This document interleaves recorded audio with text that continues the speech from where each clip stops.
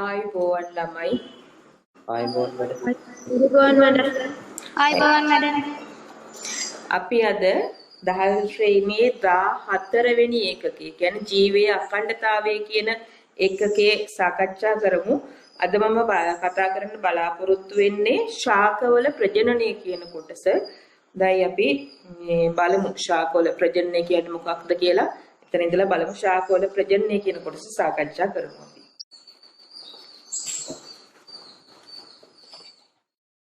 යම්කිසි ජීව විශේෂයක අඛණ්ඩ පැවැත්ම සඳහා උවමනා කරන දෙයක් තමයි මේ ප්‍රජනනය කියන ක්‍රියාවලිය. යම්කිසි ජීව විශේෂයක් නොනැසී පැවතීම සඳහා අඛණ්ඩව පවත්වාගෙන යාම සඳහා අවශ්‍ය කරන අත්‍යවශ්‍ය ක්‍රියාවලියක් තමයි මේ ප්‍රජනනය කියලා කියන්නේ. එතකොට මේ ප්‍රජනනය කියන එක ජීවිත පමණක් විශේෂිත වූ ලක්ෂණයක්.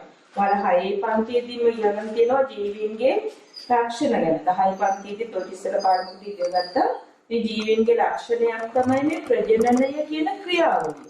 මොකක්ද එනම් මේ ප්‍රජනනය කියලා කියන්නේ? ඒ ජීවී පරම්පරාවකින් නව ජීවී පරම්පරාවක් බිහි කිරීමේ ජීව ක්‍රියාවලිය තමයි අපි ප්‍රජනනය කියලා හඳුන්වන්නේ. එතකොට මේක ජීවීන්ට පමණක් ජීවීන්ගේ පමණක් දෙකේ හැකි ජීව ක්‍රියාවලියක් තමයි ප්‍රජනනය කියලා කියන්නේ. නම් ජීවීන්ගේ ප්‍රජනනය සිදුවන ප්‍රධාන ආකාර දෙකක් තියෙනවා. මොනවද ඒ ප්‍රධාන ආකාර දෙක?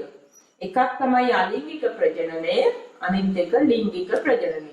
මොකක්ද මේ අලිංගික ප්‍රජනනය කියන්නේ? පරිණත ජීවියෙකුගේ ඇති බීජාණු හා වර්ධක කොටස් මගින් නව ජීවියෙකු ඇතිවීම අපි හඳුන්වනවා අලිංගික ප්‍රජනනය කියලා. ඊළඟට ලිංගික ප්‍රජනනය. ලිංගික ප්‍රජනක ව්‍යුහ මගින් නිපදවන ලබන ජන්මාණු සංයෝජනය වීමෙන් සිදුවන ප්‍රජනන ක්‍රියාවලිය තමයි අපි ලිංගික ප්‍රජනනය කියලා කියන්නේ. ඊළඟට අපි බලමු මේ ලිංගික ප්‍රජනනය හා අලිංගික ප්‍රජනනය අතර තියෙන වෙනස්කම් මොනවද කියලා. අලිංගික ප්‍රජනනය ගත්තහම ශනි මාතෘ ජීවයෙකු පමණක් දායක වෙනවා. ලිංගික ප්‍රජනනයට මාතෘ හා පීතෘ ලෙස ජීවීන් දෙදෙනෙකු දායක වෙනවා. ඊළඟට අලිංගික ප්‍රජනනය ගත්තහම මාතෘ ජීවියට බොහෝ දුරට සමාන දුහිතෘ ජීවීන් බිහි වෙනවා. ලිංගික ප්‍රජනනයේදී මාතෘ හා පීතෘ ලක්ෂණ මිශ්‍ර වූ ජීවීන් බිහි වෙනවා. ඊළඟට අලිංගික ප්‍රජනනයේදී ජන්මාණු නිපදවීමක් සිදු වෙන්නේ නැහැ. ජන්මාණු නිපදවන්නේ නැහැ. ලිංගික ප්‍රජනනයේදී ජන්මාණු නිපදවීමක් සිදු වෙනවා. අලිංගික ප්‍රජනනයේදී අපි ඉස්සෙල්ලා කිව්වා බීජාණු හෝ වර්ධක කොටස් මගින් තමයි මේ අලිංගික ප්‍රජනනය සිදු වෙන්නේ. ජන්මාණු නිපදවන්නේ නැහැ. අපි මේක ඉස්සෙල්ලා ඉගෙන තියෙනවා සෛල විභාජන ක්‍රම දෙකක් ගැන. එකක් ඌණන විභාජනය සහ අනූණන විභාජනය කියලා. මොකද මෙන්න මේ ඌණන විභාජනයේ සිදු වෙන්නේ ජන්මාණු නිපදවනකොට. එහෙනම් ලිංගික ප්‍රජනනයේදී ඌණන විභාජනයේ සිදු වෙනවා. අලිංගික ප්‍රජනනයේදී ඌණන විභාජනයේ සිදු වෙන්නේ නැහැ. ඒ වගේම දැන් අලිංගික ප්‍රජනනයේදී අපි කිව්වා තනි මාතෘ ජීවිය පමණයි සහභාගී වෙන්නේ. මාතෘ ජීවියට මොහොතට සමාන දුහිතෘ ජීවීන් කියලා කියන්නේ අපි කියන්නේ අලුතෙන් ඇති වෙන ජීවියට තමයි දුහිතෘ ජීවීන් කියලා කියන්නේ. ඒකට මෙන්න මේ හින්දා අලිංගික ප්‍රජනනයේදී නව ජීවී විශේෂ ඇති වෙන්නේ නැහැ. නමුත් ලිංගික ප්‍රජනනයේදී දැන් මාතෘ හා පීතෘ ලක්ෂණ මිශ්‍ර වෙලානේ අලුත් ජීවීන් හැදෙන්නේ. ඒ හින්දා පරිසරයට උචිත ලක්ෂණ දරන නව විශේෂ ඇති වෙනවා ලිංගික ප්‍රජනනයේදී. ඒ වගේම අලිංගික ප්‍රජනනයේදී විශාල ජනතින් ප්‍රමාණයක් කෙටි කාලයකින් බිහි කරන්න පුළුවනි. ලිංගික ප්‍රජනනයේදී ජීවීන් සංඛ්‍යාව වැඩි වෙන්නේ ඉතාමත් සීමිතයි. උඩ එනම් මේ අලිංගික ප්‍රජනනය දකින්න පුළුවන් මොන වගේ කට්ටිය තුලද? ශාකවල හා පරිණාමිකව නොදියුණු සත්වයින් තුල අපි කලින් පාඩමේදී අපෘෂ්ඨවංශී ජීවීන් ගැන කතා කරනකොට හයිඩ්‍රා වගේ සත්තු ගැන කතා කරා. මොන මෙන්න මෙයාන. ශාකවලත් මේ අලිංගික ප්‍රජනනය දකින්න පුළුවන්. පරිණාමිකව නොදියුණු හයිඩ්‍රා වගේ සත්තුන්ගේ මේ අලිංගික ප්‍රජනනය දකින්න පුළුවන්. එතකොට ලිංගික ප්‍රජනනය ශාකවලයි පරිණාමිකව දියුණු සත්වයින් තුලයි දකින්න පුළුවන් වෙනවා මේ ලිංගික ප්‍රජනනය. දැන් අපි බලමු ලිංගික ප්‍රජනනය සහ අලිංගික ප්‍රජනනය අතර වෙනස්කම් කතා කරා. මේ ශාකවල ප්‍රජනනය කියන කොටස. නම් ශාකවල ප්‍රජනනය ලිංගික හා අලිංගික කියන ආකාර දෙකටම සිදු වෙනවා. ඉස්සෙල්ලාම අපි කතා කරන්න බලාපොරොත්තු වෙන්නේ මේ ශාකවල සිදුවන අලිංගික ප්‍රජනනය සම්බන්ධයෙන්. පොළ ශාකවල අලිංගික ප්‍රජනන ක්‍රමයක් විදිහට වර්ධක ප්‍රජනනය දක්වන්න පුළුවන් අපිට. එතකොට ශාකයක භූගත හෝ වායව කොටස් මගින් නව ශාක බිහි කර ගැනීමේ ක්‍රියාවලිය තමයි වර්ධක ප්‍රජනනය කියලා හඳුන්වන්නේ. ශාකයක භූගත හෝ වායව කොටස් මගින් නව ශාක බිහි කර ගැනීමේ ක්‍රියාවලිය අපි හඳුන්වනවා වර්ධක ප්‍රජනනය කියලා. එතකොට මේ වර්ධක ප්‍රජනනයත් ආකාර දෙකකට අපි කතා කරනවා. එකක් තමයි ස්වාභාවික වර්ධක ප්‍රජනනය, අනිත් එක කෘත්‍රිම වර්ධක ප්‍රජනනය. මොකද මේ ස්වාභාවික වර්ධක ප්‍රජනනය කියලා කියන්නේ? ශාකයක භූගතව හෝ වායව ලෙස පිහිටන කොටස් මගින් ස්වාභාවිකව නව ශාක බිහි කිරීම ස්වාභාවික වර්ධක ප්‍රචාරණය කියලා හඳුන්වනවා. ශාකයක භූගතව හෝ වායව ලෙස පිහිටන කොටස් මගින් ස්වාභාවිකව නව ශාක බිහි කිරීම තමයි ස්වාභාවික වර්ධක ප්‍රචාරණය කියලා හඳුන්වන්නේ. එතකොට එනම් වර්ධක ප්‍රචාරණය සිදු කරන ශාකයක පවතින විවිධ වර්ධක කොටස්. මොනවද මේ වර්ධක කොටස්? මුල්, පත්‍ර, මොටියන්, දාවක, බල්බිල, භූගත කඳන් වගේ අපි කියනවා මේ වර්ධක කොටස් කියලා.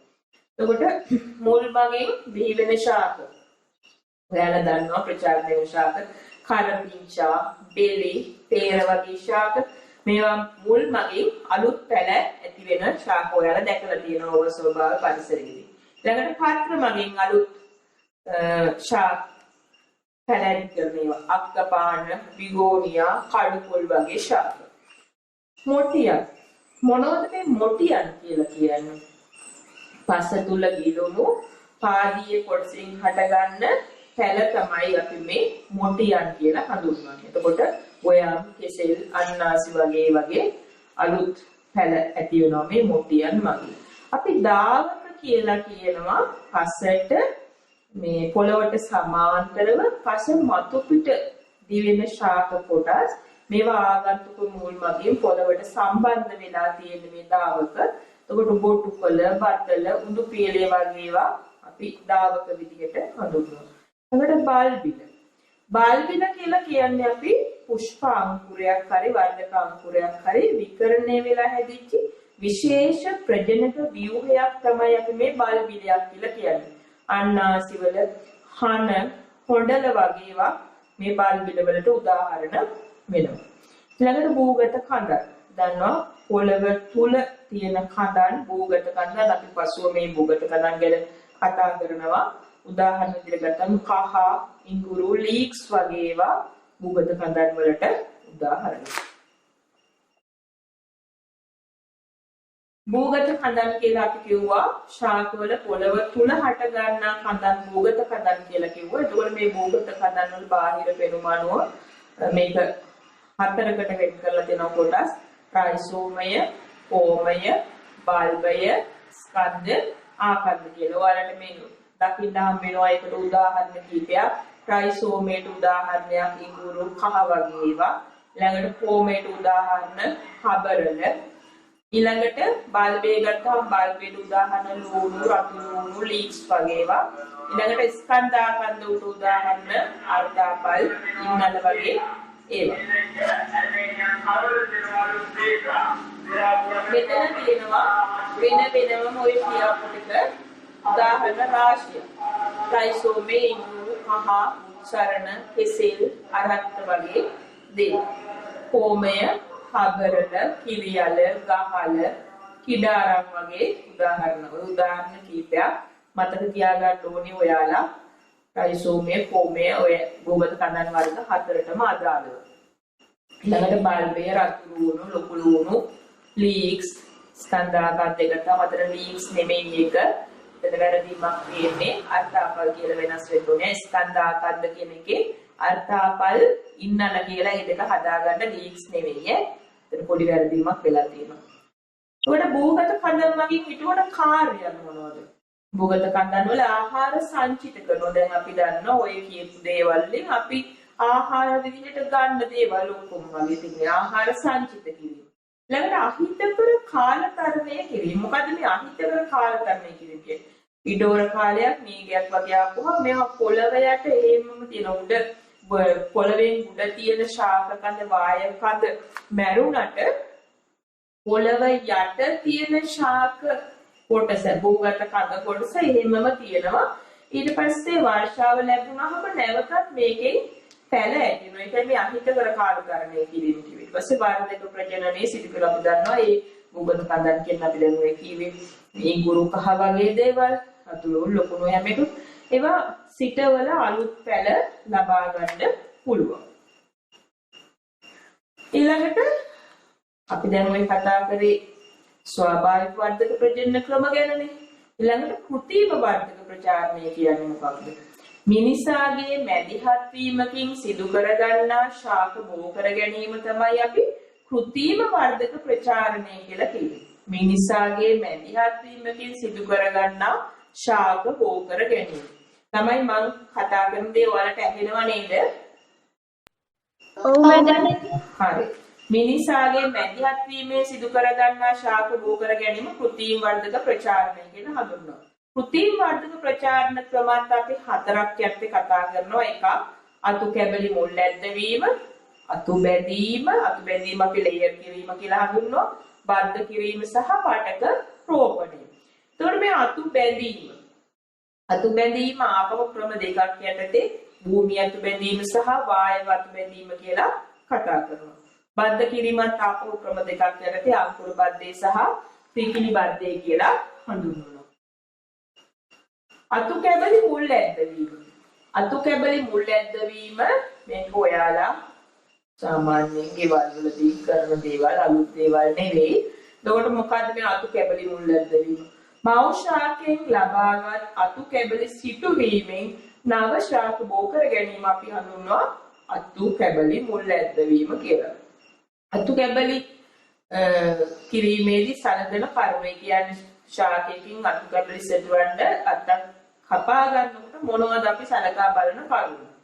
පළදැරු ශාකයකින් නිරෝගී අතු තෝරා ගත යුතුයි. රෝගයක් නැති හොඳ අතු. ඊළඟට මේ තෝරා ගන්න අත්තේ දළු, පුෂ්ප, පළ වගේ දේවල් නැත්නම් වැඩියෙන් හොඳයි කියලා කියනවා. ඊළඟට පොතු එහෙම නැත්නම් පාටක තැලීම වළක්වන්න ඉතා තියුණු තල. හොඳ තියුණු පිහියකින් එක කපා ගන්න ඕනේ. ඊළඟට මුල් වර්ධනයට අවශ්‍ය ඔක්සින හෝමෝනේ නිපදවීමට පත්‍ර කීපයක් ඉතුරු කරනවා. ඒ කියන්නේ මේ කපාගත් අත්තෙන් අපි පත්‍ර වැඩි ප්‍රමාණයක් කපලා අයින් කරනවා. මොකද උත්ස්වේදනයේ වළක්වන්න. උත්ස්වේදනයේ වැළැක්වීම සඳහා උත්ස්වේදනය කියලා කියන්නේ මොකක්ද? අපි ශාක පත්‍ර වලින් වාෂ්පාකාරයට ජලයේ පිටවීමනේ අපි උත්ස්වේදනය කියලා හඳුන්වන්නේ. ඒකට මේ උත්ස්වේදනයේ වළක්වා ගන්න පත්‍ර වැඩි ප්‍රමාණයක් කපලා අයින් කරනවා. හැබැයි පත්‍ර කීපයක් ඉතුරු කරගන්නවා මේ ඔක්සින මේ හෝමෝන නිපදවන්න මේක මුල් වර්ධනය සඳහා අවශ්‍ය වෙනවා. ළඟට අංකුරයට විරුද්ධව අංශක 45ක බැවුමට කැපුමක් යොදන ඒක ඔයාලගේ රූපයේ පෙන්නලා තියෙනවා. ළඟට මුල් ඇද්දවීම ඉක්මන් කරන්න කැපුම් තලයේ ඔක්සින තැවරීම සිදු කරන්න පුළුවන්. මේ විදිහට අපිට ගන්නත් පුළුවන් කෘත්‍රිම මේ ඔක්සිජන් ලබාගෙනත් මේ කාර්ය කරන්න පුළුවන්. එහෙම නැත්නම් ස්වාභාවික ද්‍රව්‍ය විදිහට ගන්න පුළුවන්. කෝමාරිකා, මිනිරම්, මී, පැණි කුරුඳු කුඩු වගේ දේවලුත් මේ ඔක්සිජන් විදිහට පාවිච්චි කරන්න පුළුවන් දේවල්. උඩ අතු කැබලි මුල් ඇද්දවීම සුලභව යොදා ගන්න ශාක වල ගන්න රෝස, වද, අරංගිය, රත්මල්, බෝගන්විලා, ප්‍රෝටන් වගේ ඒවා අතු කැබලි මුල් ඇද්දවලා නව ශාක ලබා ගන්න පුළුවන්. ඊළඟට අතු බැඳීම නැත්නම් ලේයර් කිරීම. මව් ශාකයට සම්බන්ධව තිබියදීම අතු කැබලි මුල් අද්දවා ගැනීම තමයි මේ අතු බැඳීම කියලා හඳුන්වන්නේ. මම කිව්වා දැන් මේක ක්‍රම දෙකකට කරනවා. එකක් භූමි අතු බැඳීම, අනිත් එක වායව අතු බැඳීම කියලා. එතකොට පොළවට ආසන්න අතු මුල් අද්දවා ගන්න තමයි මේ භූමි අතු බැඳීම කියන එක යොදාගන්නේ. මෙතෙන්දී කරන්නේ පොළවට ආසන්න අත්තක් තෝරගෙන ඒකේ යටපැත්තේ සුළු කැපුමක් යොදලා ඒ ස්ථානයේ පසට යට කරනවා. එතකොට සති කිහිපයක් කරනකොට ඒ ස්ථානයේ මුල් හට ගන්නවා. ඒ මුල් හට ගත්තට පස්සේ අත්ත මෞෂාකයෙන් කපලා වෙන් කරගෙන හිටව ගන්න පුළුවන්. සමාන පිච්ච වැල් දෙහි වගේ ශාකවල මේ භූමි අතු බැඳීම කරන්න පුළුවන්. වායු අතු බැඳීම කියලා කියන්නේ දැන් මේ විදිහට පොළවට ළඟ නෙමෙයි පොළවේ ඉහළ තියෙන අතු මුල් අද්දව ගන්න මේ ක්‍රමයේ යොදා ගන්න පුළුවන්. මෙතෙන්දී කරන්නේ පොළවේ ඉහළ පිහිටන අත්තක් තෝරගෙන කුඩා පොතු වලල්ලක් ඉවත් කරලා ඒ ස්ථානයේ කොම්පෝස්ට් සහ කොහොබත් මිශ්‍රණයක් තියලා පොලිතීනයකින් වෙලනවා.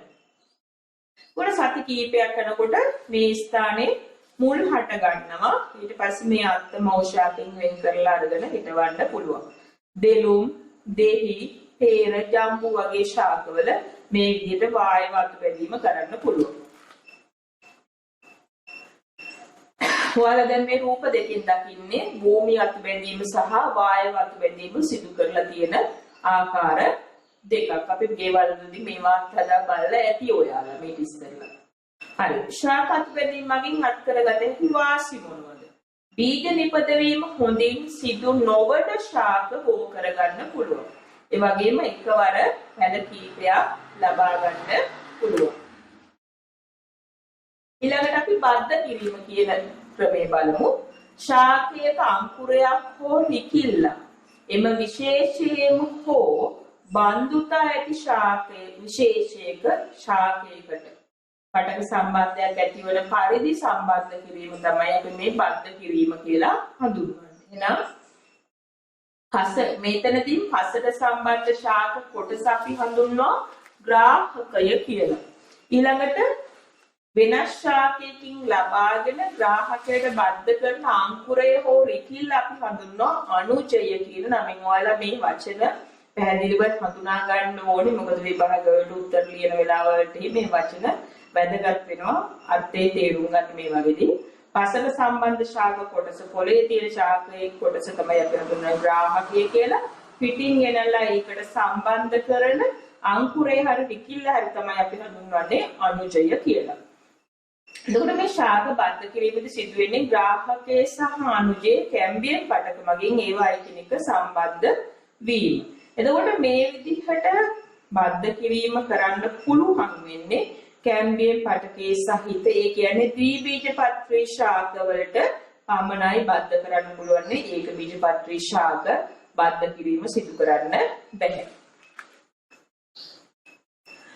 එතකොට ඔන්න ග්‍රාහකයක හා අනුජයක තිබිය යුතු ලක්ෂණ. ග්‍රාහක කඳ කොයි වගේද වෙන්න ඕනද? ශක්තිමත් මූල පද්ධතියක් දැරීම, ඒකාකාර වර්ධනයක් සහිත වීම, රෝගවලට සහ පාරිසරික වෙනස් වීම වලට ඔරොත්තු දීම. ඊළඟට අනුජය. අනුජය කියලා කියව අපි පිටින් ගෙනල්ලා ග්‍රාහක කඳට සම්බන්ධ කරන අංකුරය හෝ රිකිල්ල. එහෙනම් ඒක මොන වගේද? යහපත් ලක්ෂණ සහිත ප්‍රභේදයක් වීම, පලිපෝදකයන් හා රෝග වලින් තොර වීම.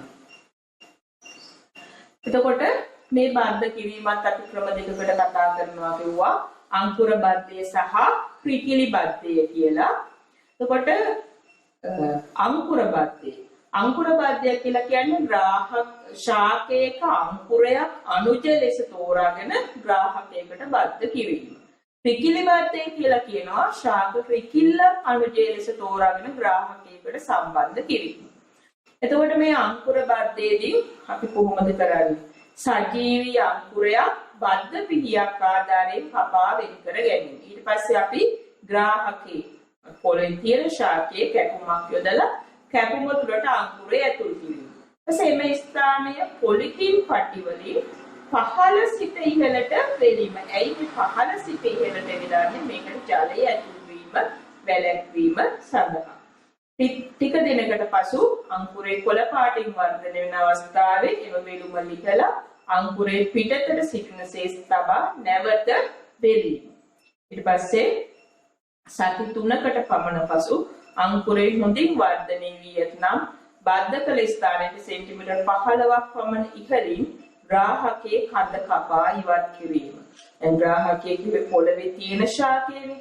ඒකට මේ ශාකයේ මේ බද්ධ කරපු ස්ථානයට සෙන්ටිමීටර් 15ක් විතර වගේ ඉහළින් ග්‍රාහකයේ කඳ කපලා ඉවත් කරනකොට ඒක තමයි අර බද්ධ කරපු අංකුරේ හොඳට වර්ධනය වෙන්නේ. ඊට පස්සේ විකිලි බද්ධයේදී විකිලි බද්ධයේදී කරන්නේ කැපුණු ස්ථානයේ තුවාල නොවන පරිදි විකිල්ල කපා වෙන් කර ගැනීම.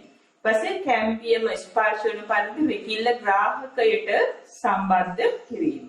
ඊට පස්සේ කරන්නේ මේ ස්ථානයේ පොලිතින් පටි වලින් පහළ සිට ඉහළට.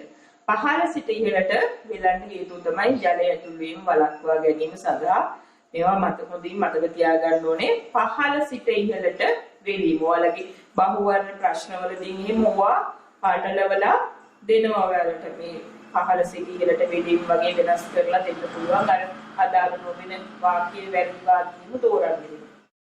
විකිල්ල වර්ධනය වෙන බව නිරීක්ෂණය වුණාට පස්සේ වෙලුම ලිහලා අයින් කරනවා. ඊට පස්සේ ශාකයේ හොඳින් වර්ධනය වෙනවා.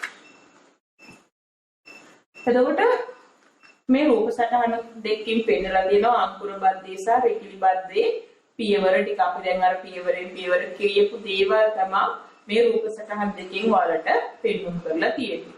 ඒකට ග්‍රාහක කඳේ කැටුම හැඩය අනුව අංකුර බද්ධය, ආපහු T බද්ධය, H බද්ධය සහ V බද්ධය කියලා හඳුන්වනවා. ඔයාලට දැන් මේ සාමාන්‍ය පෙළ මට්ටමේදී මේවා ගැන ගොඩක් විස්තර කතා කරන්න නෑ. මේ හැඩය අනුව අර ඒ අංකුරය ඇතුල් කරන්න කපන හැඩය අනුව තමයි මේ බද්ධ නම් කරන්නේ. T බද්ධය, H බද්ධය, V බද්ධය ආදී වශයෙන්.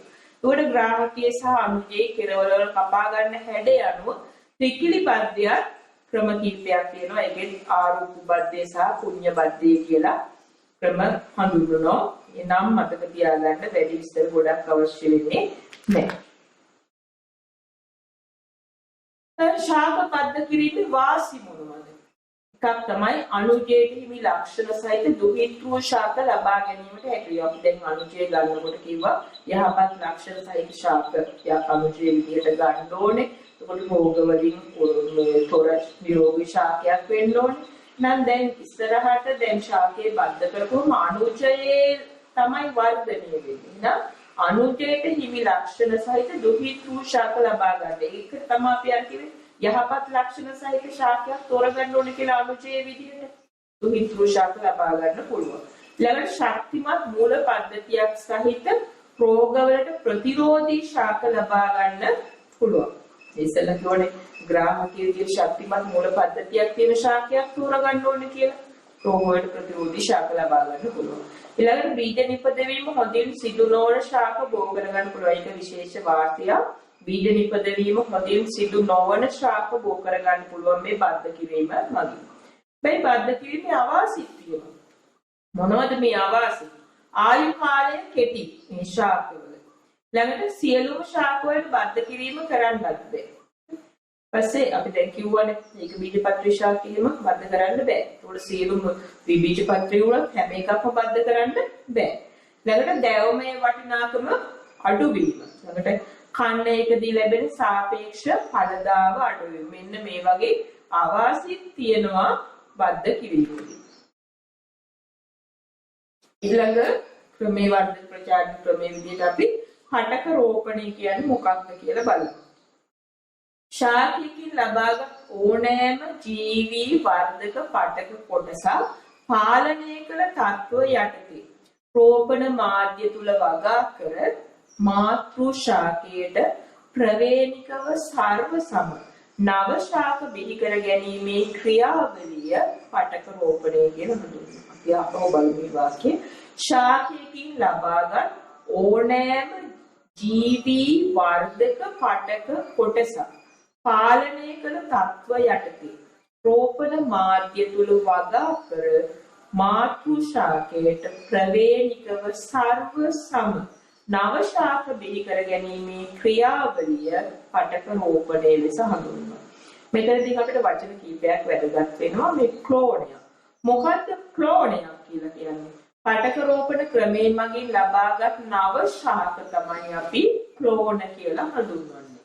ඊළඟට පටක රෝපණය සඳහා ශාක පටක ලබා ගන්න පුළුවන් ස්ථාන මොනවද? අග්‍රස්ථාංකුරයෙන් ගන්න පුළුවන්, පාර්ශ්විකාංකුරයෙන් ගන්න පුළුවන්, මූලාග්‍රය වගේ විභාජක ස්ථානවලින් මේ පටක රෝපණය සඳහා පටක ලබා ගන්න පුළුවන්. ළඟට පටක රෝපණය සඳහා ගන්න රෝපණ මාධ්‍ය තියෙන්න ඕනේ මොනවද? සුක්‍රෝස්, khනිජ ලවණ, විටමින්, වර්ධක ද්‍රව්‍ය, මේ වර්ධක ද්‍රව්‍ය ඔක්සින වර්ග, හෝමෝන, වර්ධක හෝමෝන, ළඟට ඒගාර, ජලය වගේ දේවල් මේ මාධ්‍ය තියෙන්න ඕනේ. ඒගාර අපි මේ මාධ්‍ය ගණීකරණය කරගන්න ඒගාර භාවිතා කරනවා. ළඟට පටක රෝපණය සාර්ථකව සිදු කර ගැනීමට කළ හැකි දේ මොනවද? ජීවාණු හරණ තත්ත්වය ඇති කරන ඉස්සෙල්ලා මේ මාධ්‍ය ජීවාණු හරණය කරලා ඉන්න. ඊපස්සේ උෂ්ණත්වයේ ආලෝකයේ වගේ තත්ත්ව පාලනය කරන්න ඕනේ. බලමු අපි පටක රෝපණයේ පියවර කොහොමද මේක කරන්නේ? මේක පටක රෝපණය අපිට සාමාන්‍යයෙන් අපේ ගෙවල් වල කරන්න අමාරුයි. මේකට හොඳ තාක්ෂණික දැනුමක් තියෙන්න ඕනේ. විද්‍යාල පරීක්ෂණාගාරය ඇතුලේ අපි මේ ක්‍රියාවලිය කරන්න. බලමු මේ කොහොමද මේ දේවල් අපි කරන්නේ කියලා.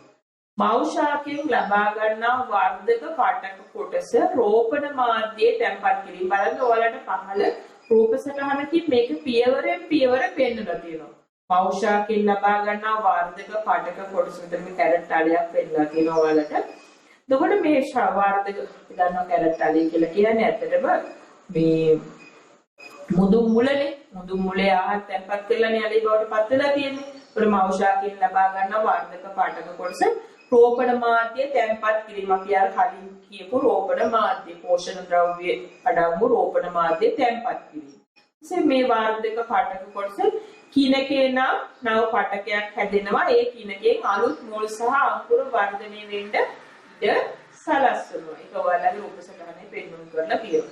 ඊපස්සේ මේ අංකුර වෙන් කරලා පරීක්ෂණ නලතුරු තවදුරටත් වර්ධනය වෙන්න සලස්වනවා. දැන් මේ විදිහට වර්ධනය වුණාම මේ අංකුර අලුතෙන් මුළුයි අංකුරයි වර්ධනය වෙනවා කියවනේ. ඒකට මෙන්න මේ වර්ධනය වෙන ඒවා වෙන් කරගෙන ආපහු තවදුරටත් වර්ධනය වෙන්න සලස්වනවා. අංකුර වගා කටයුතු වල සුදුසු පරිසරයට උචිත ලෙස හැඩ ගැසීමට තැබීම. ඊට පස්සේ මේ තේරෙන පරීක්ෂණ නාලය ඇතුලේ තියෙනවා. ඊට පස්සේ ආපහු වරගෙන මාධ්‍යයක වගා කරනවා මේ පරිසරයට උචිත ලෙස හැඩ ගැහෙන්න තියෙනවා. ඊට පස්සේ තමයි ඒවා සාමාන්‍ය පරිසරයට වගාව සඳහා යොදා ගන්නේ. එතකොට බලමු අපි පටක රෝපණයේ තියෙන වාසි මොනවද කියලා. මෞෂාකයට සර්ව සම ලක්ෂණ සහිත දුහිතෘ ශාක බිහි කරගන්න පුළුවන්. මෞෂාකයට හැම අතින්ම සමාන ලක්ෂණ සහිත දුහිතෘ ශාක බිහි කරගන්න පුළුවන්. ඊළඟට එකවර පැල විශාල සංඛ්‍යාවක් ලබා ගන්න පුළුවන්. පුංචි පටක කෑල්ලකින් එක සැරේට විශාල පැල සංඛ්‍යාවක් ලබා ගන්න පුළුවන්. ඊළඟට කෙටි කාලයක් තුල පැල විශාල සංඛ්‍යාවක් ලබා ගන්න පුළුවන්.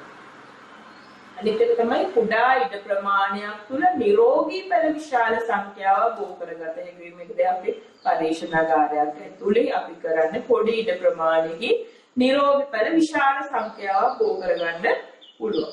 ඊළඟට හිතකර ඥානයක් සහිත දෙමුකුම් ශාක පටක කොටස පටක රෝපණය මගින් වාගා කරලා නව ශාක විශාල ප්‍රමාණයක් ලබා ගන්න පුළුවන්.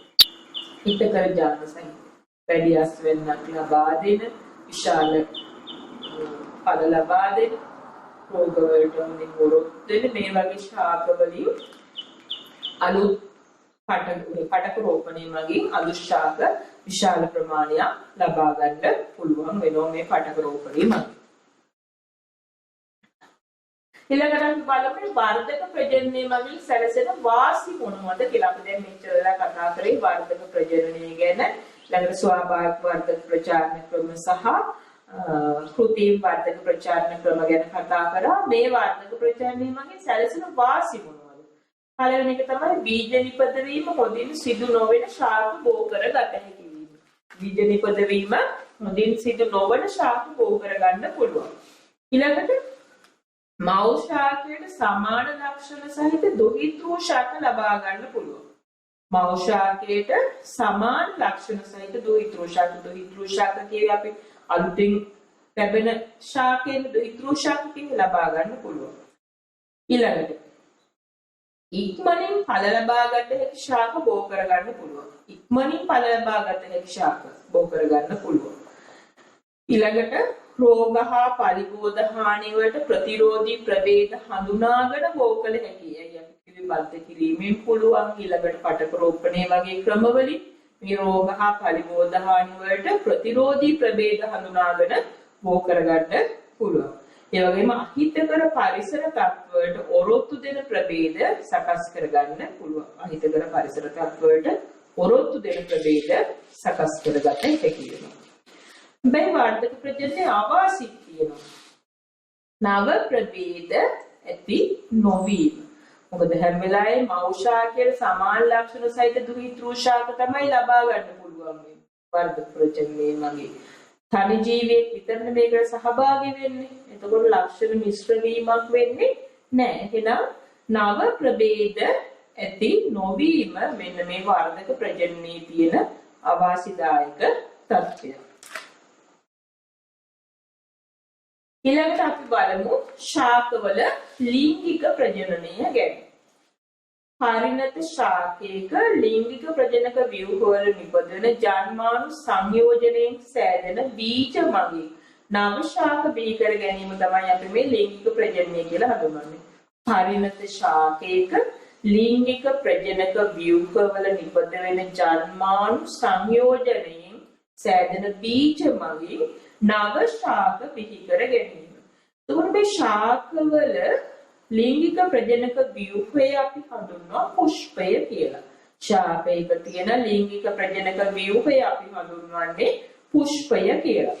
පුෂ්පයක ප්‍රධාන කොටස් වල මේක මේ ඉස්සෙල්ලා 8 පන්තියේදී අපි මේ පුෂ්පයක කොටස් හඳුනා ගන්නවා. පුෂ්පයක් අපලා බලනවා අර්ධ පුෂ්පය මේ කොටස් අපි හඳුනගෙන තියෙනවා. මොනවද මේ ප්‍රධාන කොටස්?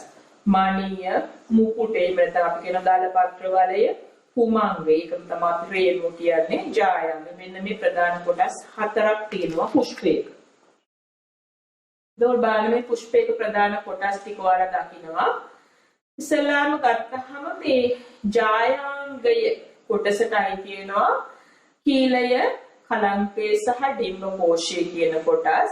ඊළඟට මේ පරාගදානිය, සූත්‍රිකාව කියන දෙකයි තියෙන්නේ කුමංගය. මත අපි කියනවා රේණුව කියලා. ඊළඟට මේකේ තියෙනවා මණිය, මණිපත්‍ර වලයක් තියෙනවා, පුෂ්ප ග්‍රාහකය, මුකුටේ. මේ කොටස් අපි ඔක්කොම හඳුනගෙන තියෙනවා මේ ඉස්සරලා. හොඳ. එහා පැත්තේ මේ පුෂ්පයක බාහිර පෙනුම, කලන්තේ, රේණු, දලපත්‍ර, වෘන්තය, මණිපත්‍ර, දර්ශීය පුෂ්පයක දික්කඩ තියෙනවා. මේ කොටස් නම් කරන්න ඔයාලට පුළුවන් වෙන්න ඕනේ පුෂ්පයක ප්‍රධාන කොටස්.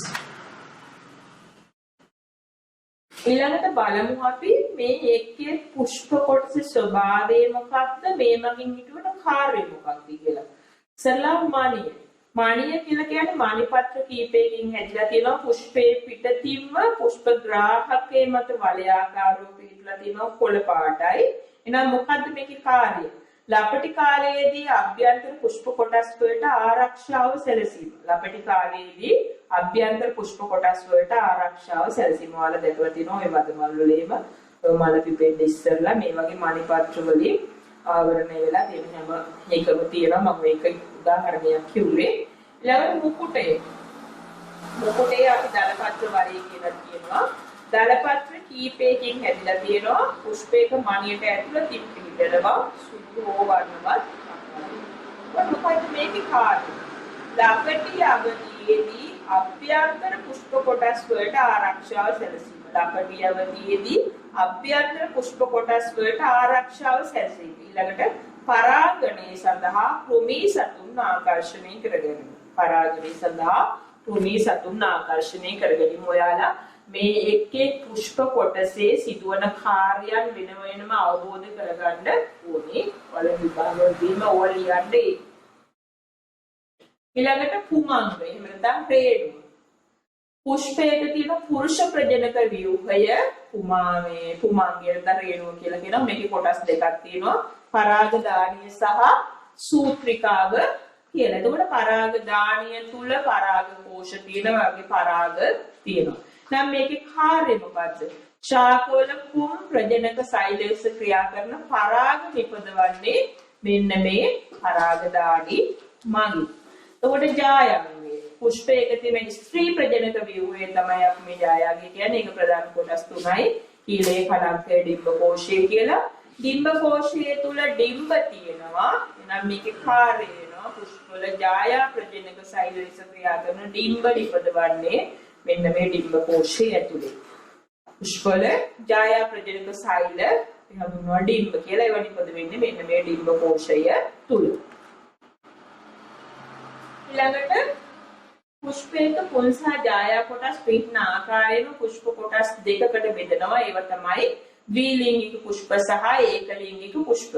මේ ද්විලිංගික පුෂ්ප කියන එකෙන් අදහස් කරන්නේ පුං හා ජායා කියන කොටස් දෙකම එකේම තියෙනවා නම් ඒවා හඳුන්වනවා ද්විලිංගික පුෂ්ප කියලා.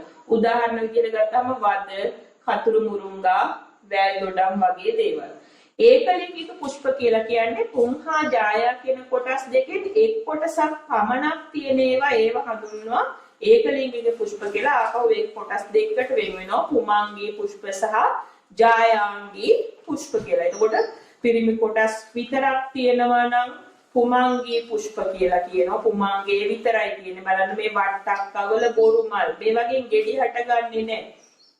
එතකොට මේ වට්ටක්කා දැන් ඔයාලට මෙතන රූප දෙකක් දකින්න හම් වෙනවා පුමංගේ පුෂ්පේ සහ ජායාංගී පුෂ්පේ කියන දෙකේ. ඒකට බලන්න එහා පැත්තේ තියෙන වට්ටක්කා ගෙඩි හට ගන්නා මල කියන එකේ පොඩි ගැටයක් වගේ තියෙනවා. ඒකට මෙහා පැත්තේ නෑ සිහින් මේ වුන්තේ සහිත මල තියෙනවා.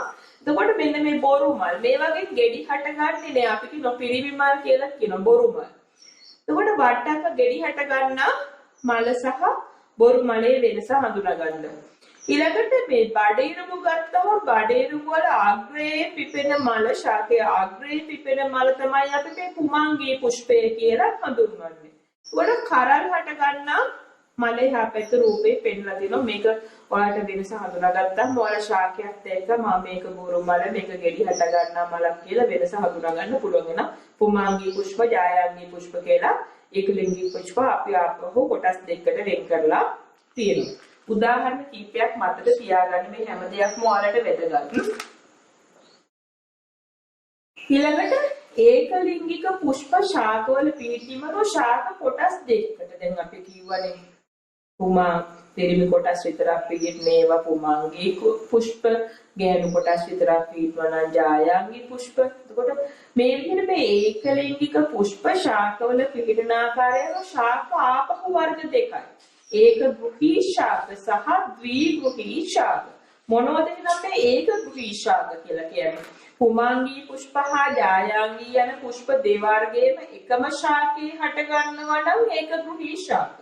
පුමංගී පුෂ්පයි ජායාංගී පුෂ්පයි යන පුෂ්ප දෙවර්ගයේම එකම ශාකේ හට ගන්නවා නම් ඒක වචනේ අර්ථයෙන් මේනවා. ඒක ගෘහී ශාක. මොනවද මේ? වට්ටක්කා බඩේරුමු දැන් අපි කතා කරපු උදාහරණ. පොල් බලන්න පොල් වල පුමංගී පුෂ්ප සහ ජායාංගී පුෂ්ප වල වෙනස. ඊළඟට හරවිල වගේ ඒවා.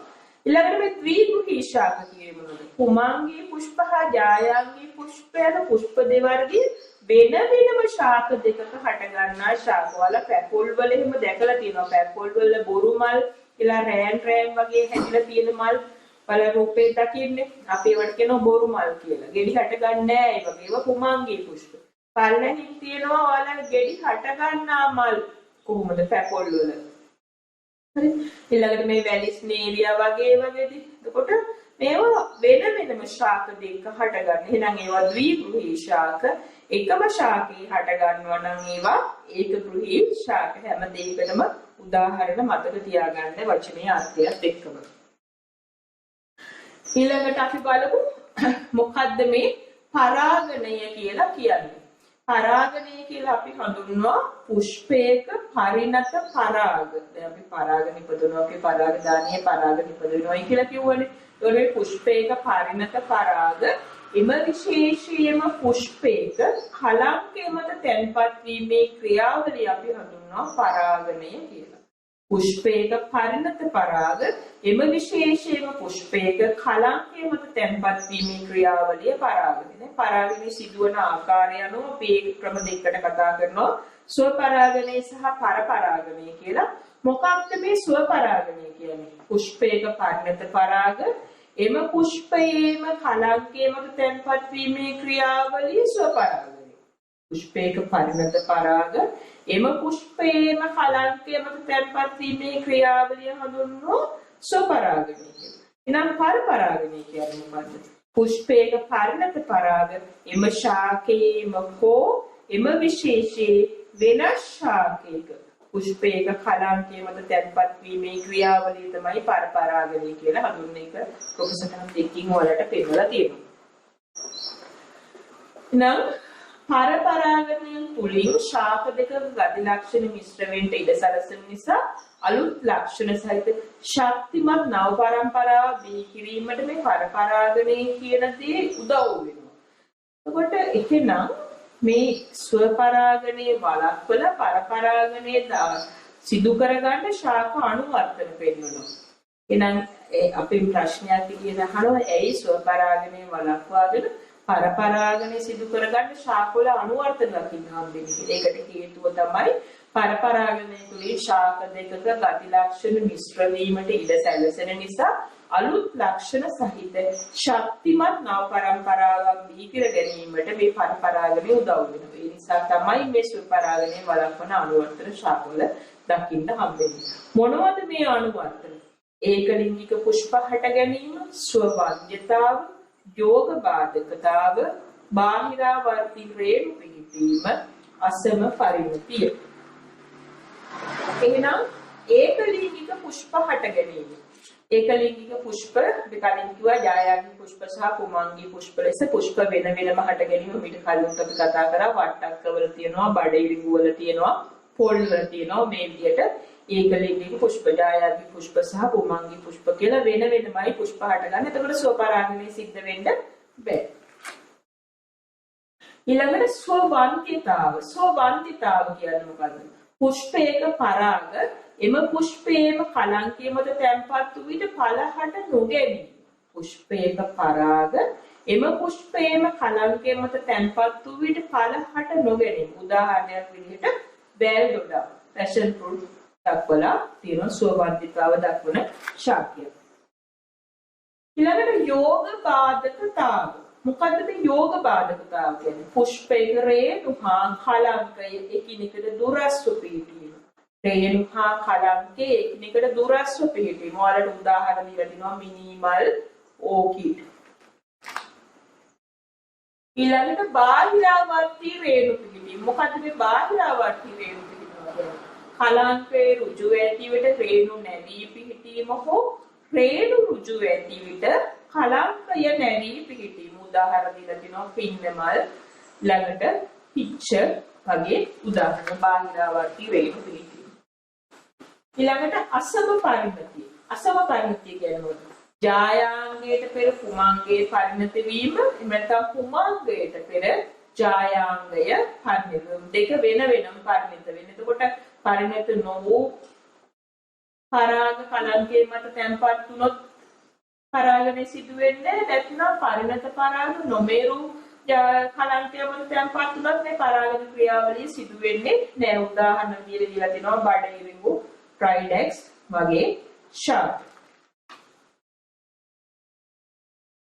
ඊළඟට අපි බලමු මේ පරාගණය සිදු කරන කාරක මොනවද කියලා. අපි ඒව හඳුන්වනවා පරාගණ කාරක කියලා. පුෂ්පවල පරාගණය සඳහා දායක වන කාරක පරාගණ කාරක කියලා හඳුන්වනවා.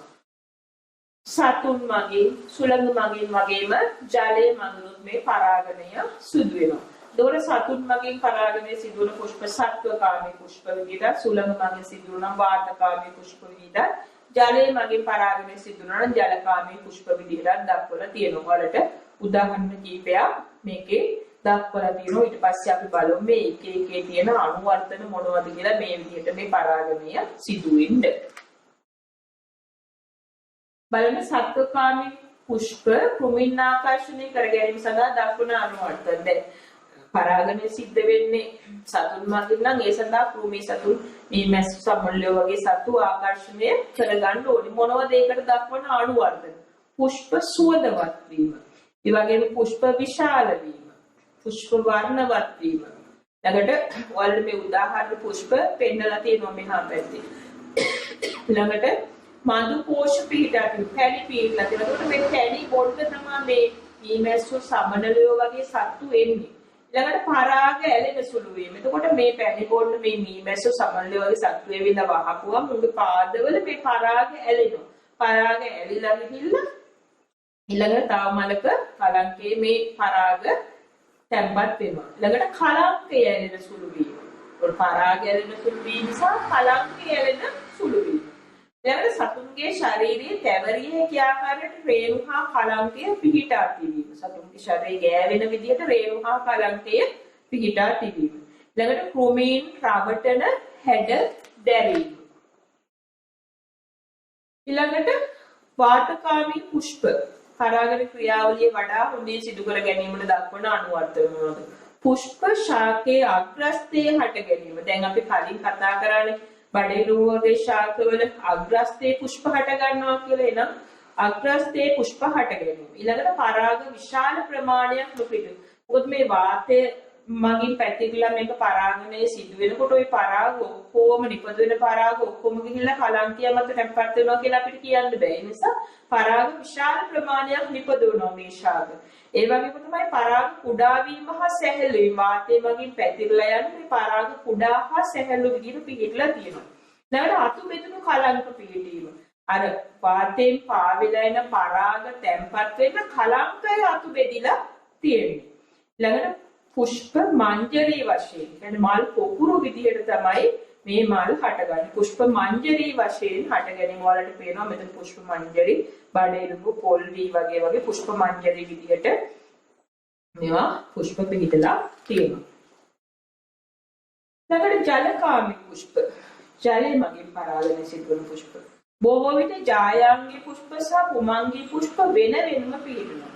පරිණත වුණාම පුමංගී පුෂ්ප ශාකයෙන් ගැලවිලා ජලයේ පාවිලා ගිහිල්ලා ජායාංගී පුෂ්පයක කලංකය වෙත පැමුණහම පරාගනය සිදු වෙන රූප සටහනකින් මේ වැඩි ස්නේහයවල පරාගනය සිදු වෙන කොහොමද කියලා පෙන්නලා තියෙනවා. ඊළඟට දැන් ওই ස්වාභාවිකව පරාගනය සිදුවන ක්‍රමණය කතා කරේ. ළඟට කෘතිමවත් මේ පරාගනය සිදු කරන්න පුළුවන්. කොහොමද මේක කරන්නේ? කිසියම් පුෂ්පයක කලංකයේ මත එම පුෂ්පයේම හෝ එම විශේෂයේ වෙන පුෂ්පයක පරාග කෘතිමව තැන්පත් කිරීමේ ක්‍රියාවලිය. ඒකට මේ මිනිසා විසින් තමයි මේ ක්‍රියාවලිය කරන්නේ. අතින් හෝ පින්සලක් වෙන යමක් ආධාරයෙන් සිදු කරන්න පුළුවන්. තුනුවේ වැල් දොඩම් ඇන්තූරියම් වගේ ශාකවල අපි ඉස්සෙල්ලා වැල් දොඩම් ගැන කියනකොට කිව්වනේ ස්වපරාගණී වළක්වන ක්‍රම තියෙනවා කියලා ස්වාභාවිකව පිළිట్లా නෑ. එතකොට මේ කෘත්‍රිම පරාගණය සිදු කරනවා වැල් දොඩම් වගේ ශාක වල. ඊළඟට අපි බලමු මොකක්ද මේ සංසේචනය කියන්නේ කියලා. පරාග තුල ඇති පුම් ජන්මාණුව ඩිම්බ කෝෂය තුළ ඩිම්බේ සමග සංයෝජනය වීමෙන් යුක්තාණුවක් සෑදෙන අතර මෙම සංසිද්ධිය සංසේචනය ලෙස හැඳින්වෙනවා. මොකක්ද? පරාගයේ තුල ඇති පුම් ජන්මාණුව ඩිම්බ කෝෂය තුළ ඩිම්බේ සමග සංයෝජනය වීමෙන් යුක්තාණුවක් සෑදෙන අතර මේ සිද්ධිය සංසේචනය කියලා හඳුන්වනවා. අපි දැන් බලමු කොහොමද මේක පියවරෙන් පියවර වෙන්නේ කියලා. පරාගනයේදී පුෂ්පයක පරාග එම පුෂ්පේම හෝ එම විශේෂයේ වෙනත් පුෂ්පයක කලංකයේ මත තැන්පත් වෙනවා. එම පරාග කලංකයේ මත තැන්පත් වූ පසු කලංකයේ මත සීනි ද්‍රාවණය නිසා උත්තේජනය වෙලා පරාග ප්‍රරෝහණය ආරම්භ වෙනවා. පරාග ප්‍රරෝහණයේදී පරාග නාලය කීලය ඔස්සේ වර්ධනය වෙලා ඩිම්බ කෝෂයේ තුල ඇති ඩිම්බය වෙත ළඟා වෙනවා. පරාග තුල ඇති පුංජන්මාණුව ඩිම්බ කෝෂය තුළ ඩිම්බේ සමග සංයෝජනය වෙලා යුක්තාණුවක් හැදිලා සංසේචනය සිදු වෙනවා. ඔයාලට රූප සටහනකින් මේ මං කියපු ක්‍රියාවලිය බලා ගන්න පුළුවන්. බලන්න ඔය කියපු පියවරවල් ටික පෙන්නලා තියෙන රූප සටහනකින් ඔයාලා ඉච්චර ගොඩාක් ගැඹුරින් මේක මේ 10 පන්තියේදී ඉගෙන ගන්න අවශ්‍ය වෙන්නේ නැහැ. ඔය පියවර ටික කෙටියෙන් මතක තියාගන්න. ඊළඟට පලහා බීජ නිපදවීම සංසේචනයෙන් පස්සේ පුෂ්පයේ සිදුවන වෙනස්කම්. මේ විදිහට පරාගනය වෙලා සංසේචනය වුණාට පස්සේ පුෂ්පයක සිදුවන වෙනස්කම්. දැන් පුඤ්ජන්මානුකුයි ඩිම්බයකුයි එකතු වෙලා යුක්තාණුවක් හැදිලා කලලයක් හැදෙනවා. ඩිම්බ කෝෂය සංසේචනයෙන් අපි පශ්චාත් සංසේචන විපර්යාස කියලා මේව හඳුන්වනවා. ඩිම්බ කෝෂයේ ඵලයක් බවට පත් වෙනවා. ඩිම්බ කෝෂ පිත්තිය පලාවරණයේ බවට පත් වෙනවා. සංසේචනයේ වෙච්ච ඩිම්බ බීජ බවට පත් වෙනවා. ඩිම්බාවරණ බීජාවරණ බවට පත් වෙනවා. එතකොට සාමාන්‍යයෙන් මේ මානිපත්‍ර අපි දැන් පුෂ්පයේ තියෙනවා මේක මානිපත්‍ර, දලපත්‍ර, රේණු, කලංකය වගේ ඒවා හැලිලා යනවා. හැබැයි සමහර පුෂ්පවල මානිපත්‍ර සංසේචනයෙන් පස්සේ හැලිලා යන්නේ නැතු ඒවා මාංශ වෙලා පලාවරණයත් එක්ක බද්ධ වෙලා තියෙනවා. මැංගුස්, වම්බටු, පේර, තක්කාලි වගේ උදාහරණ අපි මිරිස් වලෙමත් මේව දකින්න හම්බ වෙනවනේ. මේ උදාහරණ ගන්න පුළුවන්. ඒ වගේ මානිපත්‍ර ඉතුරු වෙලා මාංශ වෙලා පලාවරණයත් එක්ක බද්ධ වෙලා තියෙනවා. ඊළඟට අපි බලමු පාතනෝපලණය කියන්නේ මොකක්ද කියලා. සංසේචනයෙන් තොරව ඵල හට ගැනීමේ ක්‍රියාවලිය පාතනෝපලණය කියලා හඳුන්වනවා. සංසේචනකින් තොරව ඵල හට ගැනීමේ ක්‍රියාවලිය තමයි පාතනෝපලණය කියලා හඳුන්වන්නේ. මෙහෙම ඵල හට ගන්න මිනිසා විසින් කෘත්‍රිම වර්ධක ද්‍රව්‍ය කියන්නේ ඔක්සින භාවිතා කරනවා. පාතනෝපලණය මගින් ඇති වෙන ඵලවල බීජ පිහිටන්නේ නැහැ. අපි දන්නවා මිදි, දොඩම්, ඇපල් වගේ සමහර ඒවා ආහාරයට ගන්නකොට ඇතුලේ බීජ නැහැ, ඇට නැහැ. අන්න ඒක මේවා මේ පාතනෝපලණය මගින් ඇති වෙච්චි ඵල කියලා අපිට සැලකන්න පුළුවන්. ඊළඟට අපි ඵල හා බීජ ව්‍යාප්තිය ගැන බලමු. ශාකයක හටගත්ත ඵල හා බීජ මව් ශාකයෙන් ඈතට විසිරීම ඵල හා බීජ ව්‍යාප්තිය කියලා හඳුන්වනවා. මොකටද මේ ඵල හා බීජ ව්‍යාප්ත වෙන්න අවශ්‍ය වෙන්නේ? ඇයි මේවා මව් ශාකයෙන් ඈතට විහිදිලා යන්න ඕනේ වෙන්නේ? එකක් තමයි මේ ශාක අතර තියෙන තරංගය අවම කරගන්න. මොනවද මේ ශාක අතර තරංගයක් ඇති වෙන්නේ?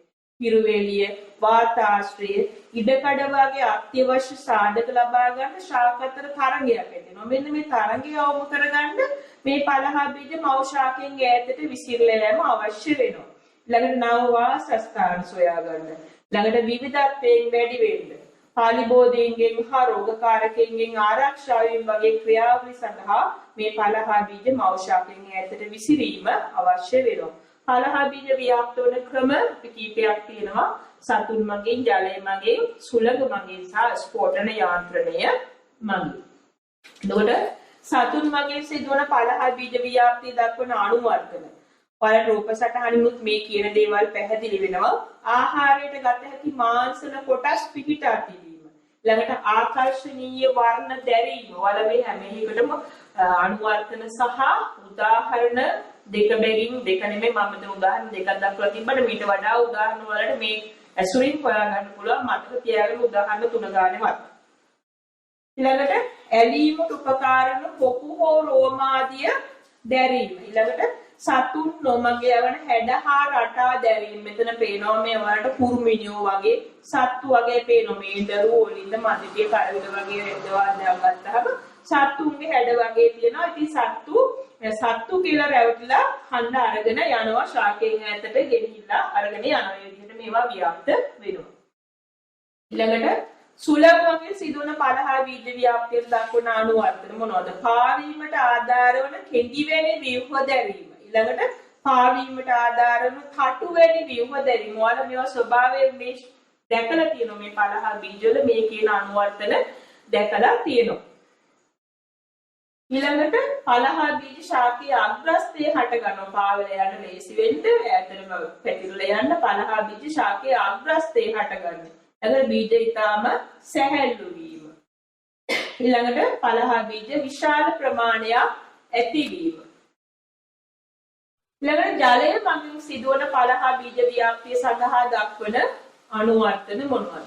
පාවීමට ආධාර වන සවිවර තන්තුමය පලාවරණ දැරීම. පාවීමට ආධාර වෙන සවිවර තන්තුමය පලාවරණ දැරීම. ඔයාලා මේ පොල් කොට්ටම්බා වගේ දැකලා තියෙනවා. තන්තු සහිතයි. අපි පොල් එල්ල කියලා කියන්නේ තන්තු සහිතයි ඒවා. සවිවර. ඒ වාතයේ රැඳිලා තියෙනවා මේ කෙඳි අතර. එතකොට මේවා පහසුවෙන් ජලය මගින් පාවෙලා යනවා. ළඟට පාලීමට ආධාර වන හැඩ ඇති පලාවරණ බැරි. වාතයේ පිරි බීජ කවච මේ හැම එකක් මගින් සැහැල්ලු බව ලැබිලා තියෙනවා මේ පළ වලට ජලය මගින් පහසුවෙන් පාවෙලා යනවා. ඊළඟට ස්ෆෝටනයේ මගින් සිදුවන පළහා බීජ ව්‍යාප්තිය. ස්ෆෝටනය අපි හඳුන්වන පිපිරීම කියලා කියනවා. මේ ඇතැම් ශාකවල ඵලයේ පලාවරණයේ පිපිරීමට ලක් වෙලා බීජ ඇතට ව්‍යාප්ත වෙනවා. මේ පිපිරීමට බලපාන ස්පර්ශය, තෙත්වීම හෝ වියලි පරිසර තත්ත්ව අපි දන්නවා. කුණ්ඩල වලින්ම අතින් අල්ලපුවම පුපුරනවා. ඒකට මේ විදිහට පුපුරලා ඇට විසිරලා යන උදාහරණ කියලා තියෙනවා රබර්, මදටිය, බණ්ඩක්කා, කුණ්ඩල වගේ දේවල්. ළඟට අපි බලමු මේ බීජ ප්‍රරෝපණය කියන එක. බීජ ප්‍රරෝපණය කියන්නේ මොකද්ද? බීජයක් තුල ඇති කලලය, දෙයිසල කලලය ඇති වෙන විදිහ කිව්වා. බීජයක් තුල ඇති කලලයේ ක්‍රියාශීලී වෙලා වර්ධනය වෙමින් බීජ පැලයක් බිහිවීම තමයි බීජ ප්‍රරෝපණය කියලා කියන්නේ. නම් මේ බීජ ප්‍රරෝපණය සඳහා අත්‍යවශ්‍ය සාධක මොනවද? බීජයේ ජීවිතාවේ ජීවී බීජයක් වෙන්න ඕනේ. ළඟට වාතයේ තියෙන ඔක්සිජන් තමයි මේකට අවශ්‍ය වෙන්නේ. ජලය සහ උෂ්ණත්වය කියන ඒවා තියෙන්න ඕනේ. ඒකට බීජ ප්‍රරෝපණයේදී ජලය මගින් බීජ පත්‍ර තුල ඇති එන්සයිම් සක්‍රිය කරලා සංචිත වෙලා තියෙන සංකීර්ණ ආහාර සරල ආහාර බවට ජීර්ණය කරනවා. ඒ ආහාර මගින් බීජ මූලයේ සහ බීජාංකුරයේ වර්ධනය වෙනවල් රූප සටහනින් එක විවෘත කරලා තියෙනවා. ඊළඟට මේ බීජ ප්‍රරෝපණය අදෝභවම ප්‍රරෝපණය සහ අභිභවම ප්‍රරෝපණය කියලා ක්‍රම දෙකක් යටතේ කතා කරනවා. අදෝභවම ප්‍රරෝපණය කියලා කියන්නේ බීජාංකුරයේ පොළෙන් ඉහළට ආවට බීජ පත්‍ර පොළව තුලම තමයි තියෙන්නේ. එතකොට අදෝභවම පොළව යට. එතකොට ඒක බීජ පත්‍රයේ ශාකවල තමයි මේ අදෝභවම ප්‍රරෝපණය පෙන්වන්නේ. අභිභවම ප්‍රරෝපණයේදී බීජාංකුරයේ පොළවෙන් ඉහළට එනකොට බීජ පත්‍රත් පොළවෙන් ඉහළට එනවා. ද්විබීජපත්‍රී ශාකවල තමයි මේ අභිභවම ප්‍රරෝපණය සිදු වෙන්නේ. ළඟට අපි බලමු බීජවල සුප්තතාව. ප්‍රරෝපණයට අත්‍යවශ්‍ය සාධක පැවතුනත් බීජ ප්‍රරෝපණය නොවීමේ තත්ත්වය තමයි බීජ සුප්තතාව කියලා හඳුන්වන්නේ. ප්‍රරෝපණය සඳහා අත්‍යවශ්‍ය සාධක පැවතුනත් බීජ ප්‍රරෝපණය නොවීමේ තත්ත්වයේ බීජ සුප්තතාව කියලා හඳුන්වනවා. එතකොට මේ අහිතකර පරිසර තත්ත්වවලට ඔරොත්තු දීම සඳහා තියෙන අනුවර්තනයක් විදිහට මේ බීජවල සුප්තතාව දක්වන්න පුළුවන්. නම් මේ බීජ සුප්තතාව කියන්නේ බලපාන සාධක මොනවද? එකක් තමයි කලලය පරිණත නොවී තිබීම. ඉන්නතම් ඔක්සිජන් හෝ ජලය සඳහා බීජාවරණ අපාරගම්‍ය වීම. මෙන්න මේ සාධක නිසා බීජ සුප්තතාව සිදු වෙන්න පුළුවන්. එහෙනම් බීජවල සුප්තතාව ඉවත් කිරීම සඳහා තියෙන උපක්‍රම මොනවද? දැන් බීජවල සුප්තතාවය ඉවත් කරලා බීජයක් වෙන ප්‍රරෝපණය වෙන තත්වයට පත් කරගන්න අපිට කළ හැකි දේවල්. ප්‍රරෝපණයට ප්‍රථම බීජ ටික කලක් ගබඩා කර තැබීම. ප්‍රථම අපි දන්නවා වීහෙම ගත්තාම මේ අපි මේ කන්නේ ගත්ත ඒවා ඊළඟ කන්නට ගන්නෙ නෑ මේ පැල කරන්න. එතකොට කලින් කන්නක ඒවා තමයි ගන්න. ටික කාලයක් ගබඩා කරලා තිබුණු ඒවා තමයි ගන්න. අලුත්ම වී ගන්නේ නෑ ඊළඟ සැරේට පැල කරන්න. ළඟට බීජ ප්‍රරෝපණයට පෙර පිටතින් ඇති බුව කොටස පිළිස්සන. උදාහරණයක් විදිහට තේක්කවල. ඊළඟට බීජවල බීජාවරණ ඉවත් කරලා ප්‍රරෝපණයට යොදා ගන්නවා. උදාහරණයක් විදිහට දොඩක්. ඔයාලා ගෙවල් වල ඔයාලා දැකලා ඇති. අම්මලා තාත්තලා මේ වගේ දේවල් කරනවා දැකලා ඇති. බීජ ප්‍රරෝපණයට පෙර උණු ජලය තුල බහාලීම. උදාහරණයක් විදිහට ටිපිලිපි. ළඟට බීජ ප්‍රරෝපණයට පෙර කැලීම මෙල්ලි. හොඳයි. එහෙනම් අපි දැන් අද කතා කරා මේ ජීවි අඛණ්ඩතාවය කියන ඒකකයේ යටතේ ශාකවල ප්‍රජනනීය ගැන. හරි. දැන් ඔයාලා මම හිතනවා මේවා අවබෝධ කරගන්න ඇති හොඳින්. ඊට පස්සේ ප්‍රශ්නවලට උත්තර ලියන්න. මේ කියපු කොටස් උදාහරණයෙම හැම දෙයක්ම මතකේ තියාගන්න ඕනේ. හැම දෙයක්ම හැම කරුණක්ම හොඳින් අවධාරණය කරගන්න. මේවා අනිත් එක අපි ඉගෙන ගන්න මේ විභාග වලට පාඩම් කරලා උත්තර ලියන්න විතරක් නෙමෙයි. මේවා අපේ එදිනදා ජීවිතේට යොදා ගන්න ඕනේ. ප්‍රායෝගිකව අපි යොදා ගන්න ඕනේ. අපි මේ ඉගෙන ගන්න හැම පාඩමකින්ම අවසානයේ අපි බලාපොරොත්තු වෙන ආකල්පය ඒක තමයි මේවා අපි ජීවිතයේ අත්දැකීම් කරගන්න ඕනේ. දැන් මේ අපි ඉගෙන ගත්තදී අපි බගාවක් කරනකොට අපිට ඕව මතක් වෙනවා. මෙන්න මේ විදිහට මේ පැල ලබා ගන්න පුළුවන්. මේ හැම දෙයක්ම අපේ ජීවිතේට අදාළ කරගන්න ඕනේ. දැන් අපි ඊළඟ දවසේ බලමු මිනිසාගේ ප්‍රජනනය ගැන. හැමෝටම ආයුබෝවන්. ආයුබෝවන්. Bye bye, madam.